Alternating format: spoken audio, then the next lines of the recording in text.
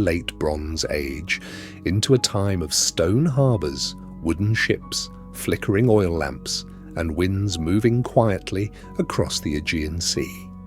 This is the story of the Trojan War, not as a loud tale of heroes and glory, but as a calm and wandering journey through an ancient world that disappeared thousands of years ago. So, wherever you are tonight, allow yourself to settle in comfortably. Perhaps lower the lights. Take a slow breath.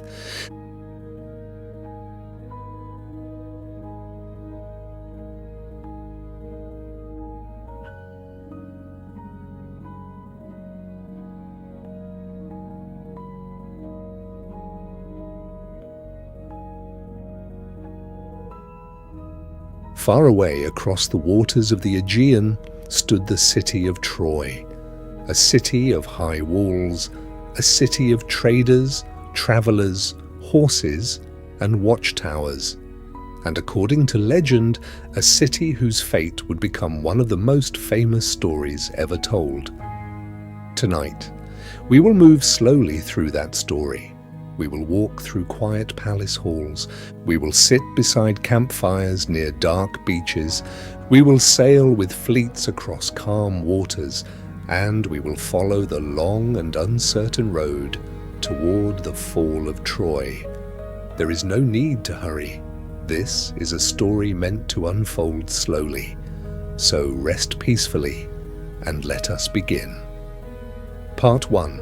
The world before the war, long before the war itself began, long before the names Achilles or Hector became legendary, the Eastern Mediterranean was already full of powerful kingdoms. The world of the late Bronze Age was deeply connected. Ships crossed the seas carrying copper, tin, olive oil, wine, ivory, spices, cloth, and carefully painted pottery. Kings exchanged gifts, messengers travelled between distant courts, and merchants moved constantly between islands and ports. The people of Mycenaean Greece lived in fortified palace centres. Massive stone walls protected cities like Mycenae, Tiryns, and Pylos. Inside these palace complexes, scribes carefully recorded goods on clay tablets. Workers crafted armor from bronze, priests oversaw rituals, and rulers hosted feasts in long halls lit by firelight. At night, the smell of wood smoke drifted through narrow streets. Dogs wandered quietly between homes. Somewhere in the darkness, waves rolled gently against rocky shores. Life moved slowly with the rhythm of seasons. Farmers harvested grain. Olives were pressed into oil, fishing boats left harbour before sunrise, children learned stories from older generations, and everywhere the sea connected distant places. To the northeast of the Aegean lay Troy. The city stood near the narrow strait, now called the Dardanelles. Its location was important. Any ship moving between the Aegean Sea and the Black Sea passed nearby. This gave Troy wealth. Travellers arrived from many lands. Bronze weapons, textiles, grain, and precious goods flowed through the region. The city itself likely rose layer upon layer across centuries. New walls were built over older ruins. Homes changed. Rulers came and went. Yet the hill of Troy remained. In the evening, torches flickered along its defences, guards watched the roads below, and merchants rested behind the safety of its walls. Many centuries later, poets would remember Troy not simply as a city, but as a symbol, a place suspended somewhere between myth and history. And slowly, the stories surrounding it grew larger. Part 2. The marriage feast, and the golden apple. Like many ancient Greek legends, the story of the Trojan War begins not with armies, but with a gathering, a wedding feast. Music echoed through the halls. Tables were covered with bread, fruit, roasted meat, and wine. Guests spoke softly beneath torchlight, and according to myth, even the gods themselves attended. But one figure was not invited: Eris, the goddess associated with discord and conflict. Insulted by the exclusion, she arrived carrying a golden apple. Upon the apple were written simple words: "To the fairest." Soon 3 goddesses claimed it: Hera, Athena, and Aphrodite. None would surrender, and so, according to legend, a mortal prince was chosen to decide: Paris of Troy. Paris was said to be handsome and thoughtful. Some stories describe him tending sheep quietly in the countryside before destiny called him back toward the royal city. The goddesses each offered him a reward.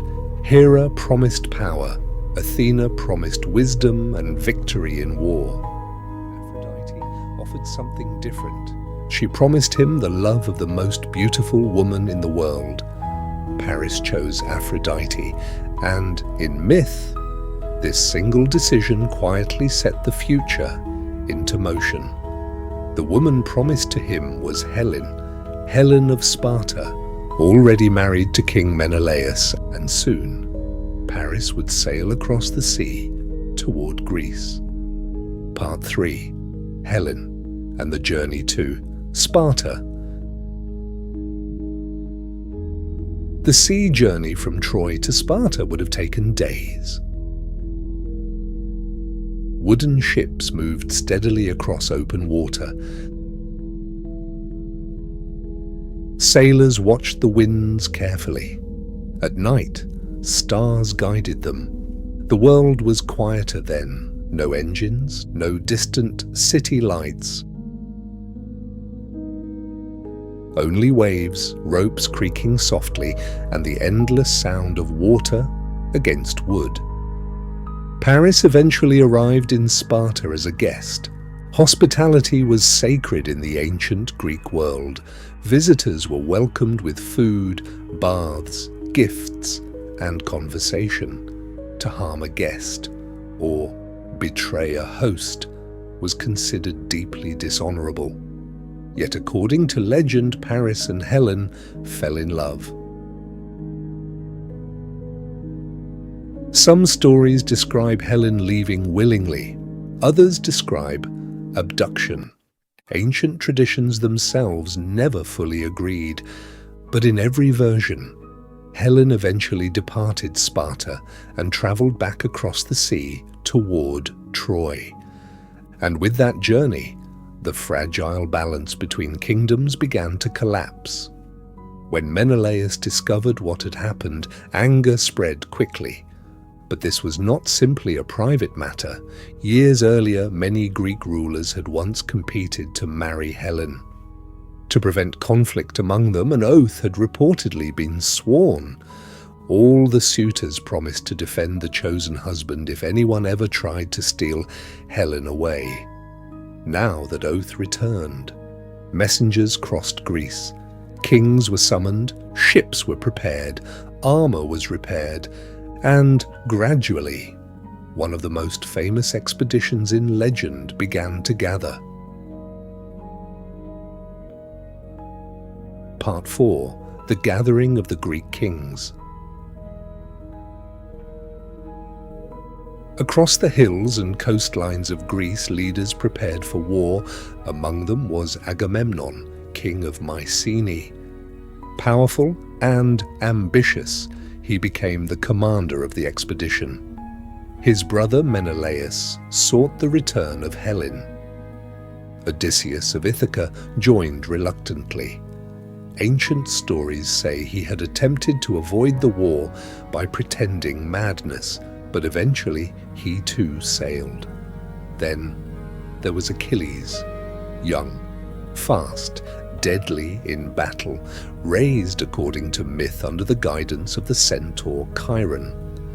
Some legends claimed his mother tried desperately to protect him from fate, because prophecies whispered that although Achilles would gain eternal glory at Troy, he would never return home. Thousands gathered at ports. Carpenters repaired hulls. Bronze spearheads flashed in sunlight. Supplies were loaded aboard ships. And everywhere there was waiting. Waiting for winds, waiting for orders, waiting for a war that many believed would end quickly.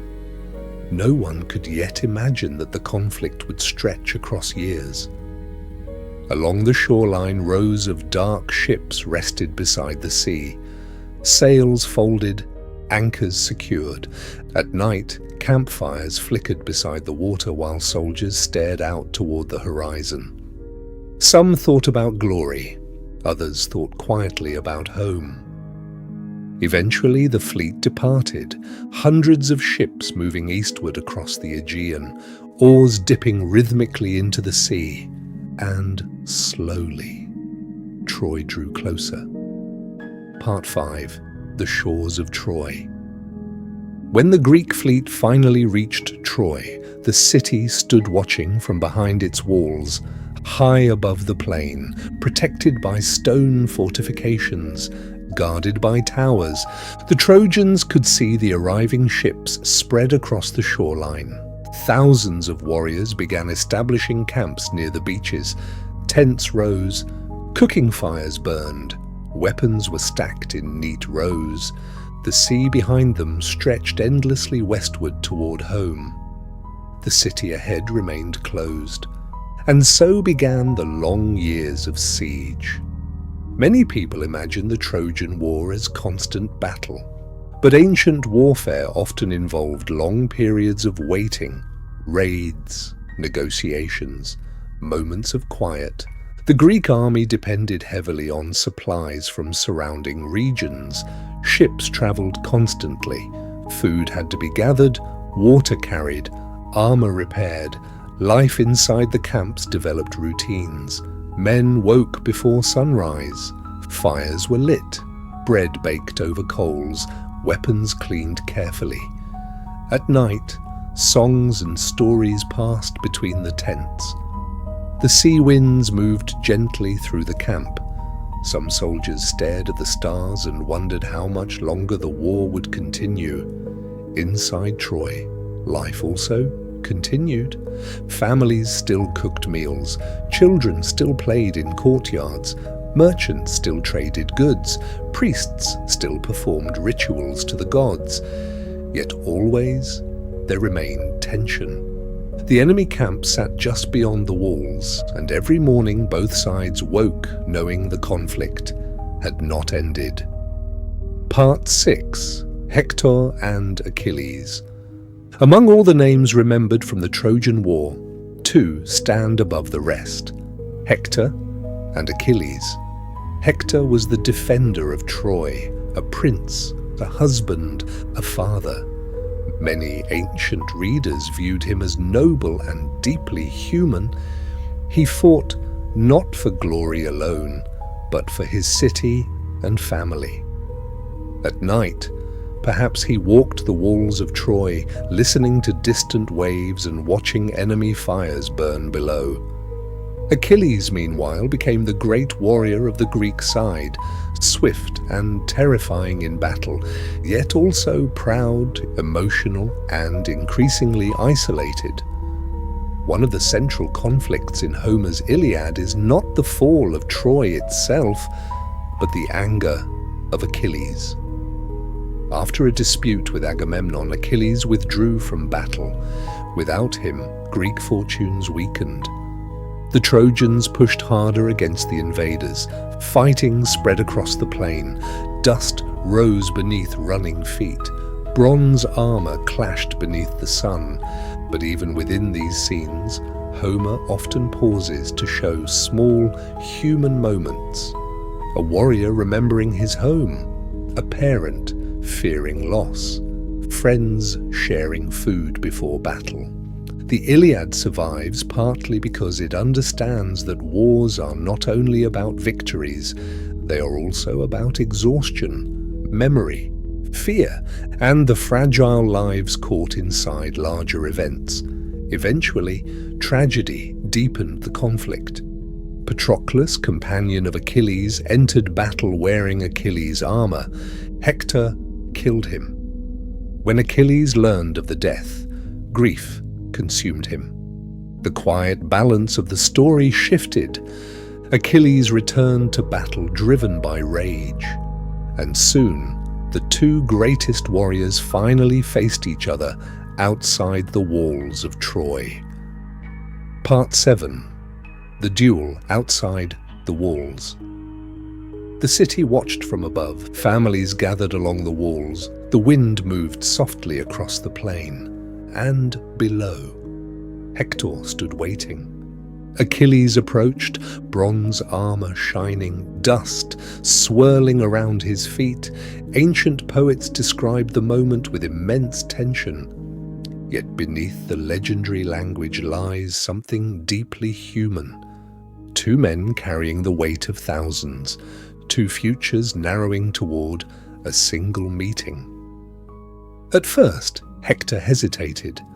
Some stories say he ran around the city walls while Achilles pursued him. Eventually, the chase ended, the duel began, and Hector fell. Inside Troy, grief spread immediately. His father Priam mourned, his wife Andromache mourned. The city itself seemed suddenly more vulnerable. For many listeners through history, Hector's death marks the emotional center of the Trojan story. Not because Troy falls immediately afterward, but because hope, quietly, begins fading. Even Achilles, despite his victory, remains trapped by sorrow. The war continues, but no triumph feels complete. Later, one of the most famous scenes in ancient literature unfolds. King Priam secretly enters the Greek camp at night, an old father crossing enemy lines to beg for the body of his son. The image is quiet, almost intimate, two enemies sitting together, sharing grief, remembering mortality. Achilles finally returns Hector's body, and for a brief moment, the violence pauses. Torches burn softly in the darkness. The city mourns, and the war continues, waiting beyond the horizon. Part 8. The Long Years. According to later tradition, the war lasted 10 years. Whether literal or symbolic, the number conveys exhaustion, a generation shaped by waiting. Seasons passed repeatedly across the plain before Troy. Winter rains turned roads to mud. Summer heat shimmered above armor. Ships weathered storms. Men grew older. Some who arrived as young warriors likely became hardened veterans. Others never returned at all. The Greeks launched raids against nearby regions. The Trojans searched for allies. Trade routes shifted. Rumors spread between cities across the Mediterranean. And slowly, both sides endured the endless rhythm of siege warfare. At night, the camps near the sea must have felt strangely calm, waves rolling ashore, fires crackling, soft conversations fading into sleep. Some soldiers probably dreamed of olive groves, farms, wives, children, and familiar hills far away. Inside Troy, people continued adapting to uncertainty. Food supplies mattered deeply. Walls required maintenance. Watchmen remained alert. Every sunrise carried the possibility of attack. And yet daily life still continued. People cooked, prayed, worked, laughed quietly. Human beings are remarkably capable of creating routines even beside danger. Perhaps that is one reason ancient stories still feel familiar. Across thousands of years, people remain people. Part 9. The Wooden Horse. Eventually, the legends tell us the Greeks changed strategy. Force alone had failed. Troy still stood, so cunning replaced direct assault. The idea is traditionally connected with Odysseus. A vast wooden horse was constructed. Inside it, selected warriors hid silently. The rest of the Greek fleet appeared to depart. The beaches emptied. Smoke no longer rose from abandoned camps, and the Trojans looked down from their walls in confusion. Had the war finally ended? Had the invaders truly sailed home? The horse stood outside the city, massive, silent, mysterious. Some warned against bringing it inside. Others believed it was an offering, a symbol of surrender. Celebration spread. The city relaxed. After years of fear and siege, relief must have felt overwhelming. Torches glowed late into the night. Music echoed through streets. People believed survival had finally come. And slowly, the horse entered Troy. That night, according to legend, while the city slept, hidden warriors emerged. Gates were opened. The returning Greek forces entered, and Troy fell. Part 10. The Fall of Troy. Ancient storytellers described the fall with fire and chaos, but tonight we will move through it more quietly, because behind every legendary destruction lies ordinary human loss.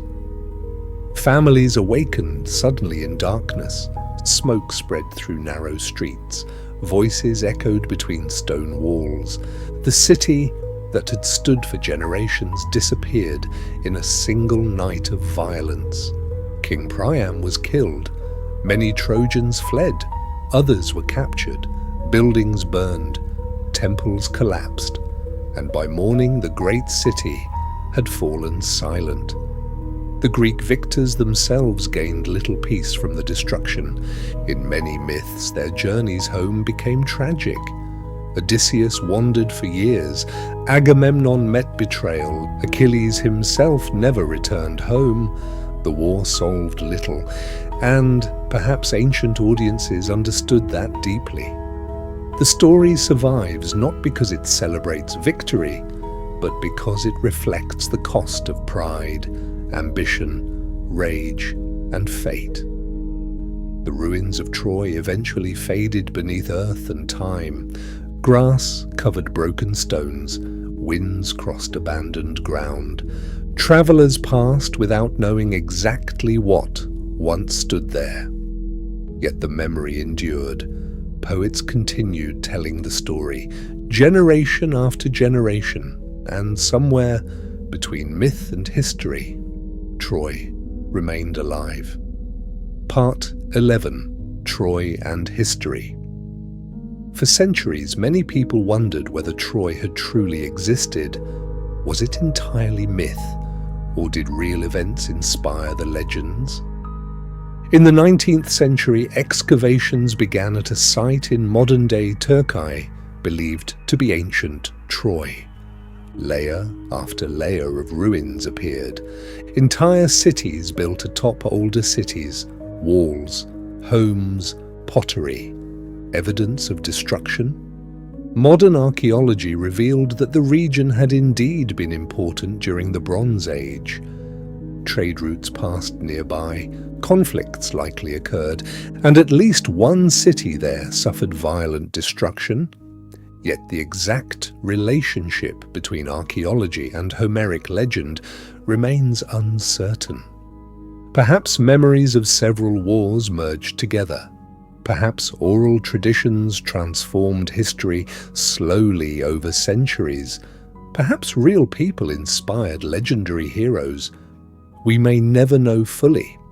And strangely, that uncertainty gives the story much of its power.